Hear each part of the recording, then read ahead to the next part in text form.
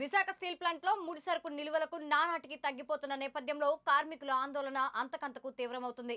దీంతో steel plant వద్ద నిరసనలకు దిగుతున్న కార్మికులను ఇవాళ ఎంపీ శ్రీభరత్, టీడీపీ రాష్ట్ర అధ్యక్షుడు పల్లా శ్రీనివాస్ కలిసి సంఘీభావం ప్రకటించారు. స్టీల్ ప్లాంట్ కాపాడుకునేందుకు కేంద్రంతో చర్చలు జరుపుతున్నట్లు ఎంపీ భరత్ తెలిపారు. మరోవైపు స్టీల్ ప్లాంట్ ఎట్టి పరిస్థితుల్లో ప్రైవేటీకరణ కానీ మూసే పరిస్థితి కానీ వస్తే తమ పదవులు వదులుకుంటామని గాజువాక ఎమ్మెల్యే పల్లా శ్రీనివాస్ తెలిపారు. స్టీల్ ప్లాంట్ కాపాడుకోలేకపోతే మీతో పాటు టెంట్ లో కూర్చుంటామని కార్మికులకు తెలిపారు.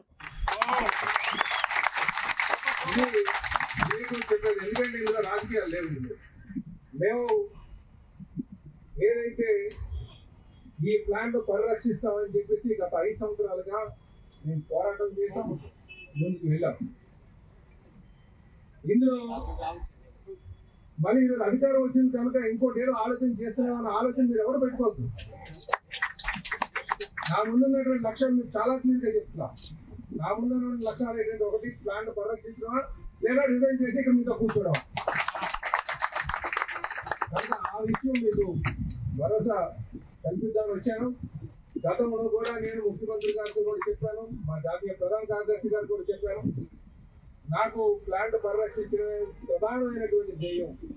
నాకు అంతకన్నా పెద్ద కోరిక ఇంకోటి లేదు. నేనేం చెప్పినా ఖచ్చితంగా చేస్తానని చెప్పడం జరిగింది.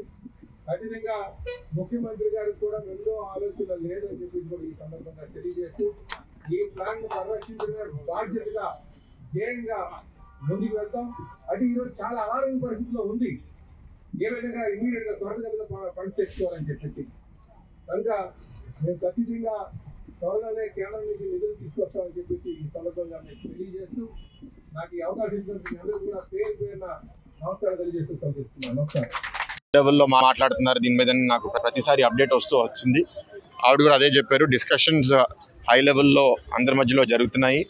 ఈ డిస్కషన్స్ అన్ని కంక్లూజన్కి వచ్చి ఏదో ఒక డిసిషన్కి త్వరలో రాబోతామని ఒక ఇండికేషన్ కూడా ఇచ్చారు. అది కాబట్టి ఇక్కడ వాళ్ళందరితో కూడా మాట్లాడే సూచనలన్నీ భవిష్యత్తులో ఏదో ఒక ఆప్టమిస్టిక్ గా ఉన్న తర్వాత కూడా స్టీల్ ప్లాంట్ పనిచేసే విధంగా కార్మికులందరూ హై లెవెల్లో గవర్నెన్స్ లో తప్పులు ఉండకుండా ఫ్రాడ్ మీటింగ్స్ కూడా మమ్మల్ని పెట్టమని అడిగారు. తప్పకుండా కుదిరినంత వరకు మేము కూడా రివ్యూ మీటింగ్స్ లో పార్టిసిపేట్ చేసి స్టీల్ ప్లాంట్ సక్రమంగా వచ్చేటట్టు, దాని తర్వాత మిగతా కొన్ని పాయింట్స్ స్ట్రాటజిక్ అని ఎన్ని చిన్న చిన్న పాయింట్స్ చెప్పారు. అన్ని పాయింట్స్ దాని ఇంపార్టెన్స్ బట్టి టేకప్ చేస్తాము towards reviving the steel plant.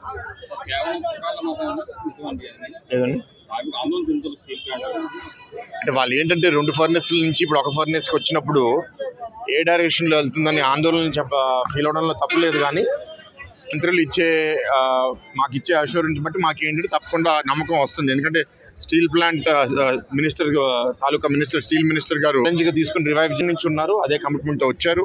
మొన్న మాట్లాడినప్పుడు కూడా అదే చెప్పారు. కాబట్టి నేను ఏదో సపోర్ట్ ఇస్తాను అని అంటున్నారు, మళ్ళీ అంటున్నారు. వచ్చిన తర్వాత మీరు ప్రొడక్షన్ తీసి చూపించాలంటున్నారు. దానికి అనుగుణంగానే ఇక్కడ మెసేజ్ కూడా వీళ్ళందరికీ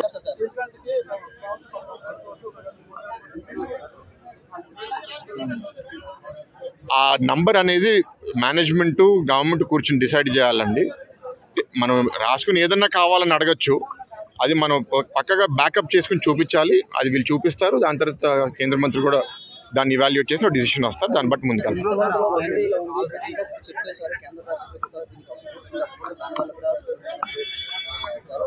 ఇలా ఈజీగా చాలామంది చాలా కామెంట్స్ చేస్తున్నారండి. ఆవేదన చెందిన వాళ్ళు బాధతో కూడా కొన్ని కామెంట్స్ చేస్తున్నారు. వాళ్ళ బాధను అర్థం చేసుకుంటున్నాము. వాళ్ళు ఏంటంటే రకరకాల కాంప్లికేషన్స్ ఉన్నాయి.